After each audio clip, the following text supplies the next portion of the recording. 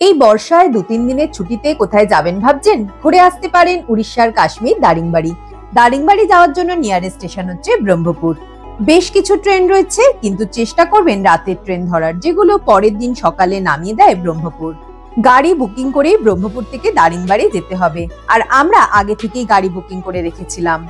গাড়ি আমাদের pick up করে, তারপর তারাতারিণী মন্দির, সুরাদা ড্যাম, পুন্টেশ্বরী মন্দির, হুলুহুলা গান্ডা ইত্যাদি জায়গা ঘুরে আমরা পৌঁছে গেছিলাম দারিংবাড়ি। যাওয়ার পথে আমরা দেখতে পেয়েছিলাম কৃষ্ণসার হরিণ। দারিংবাড়িতে আমরা উঠেছিলাম হোটেল টারমারিক। দ্বিতীয় দিন আমরা ঘুরে নিয়েছিলাম Daringbadi nature park, hill view park, emu park, lovers point, Miguma waterfalls, মান্দাসুরু।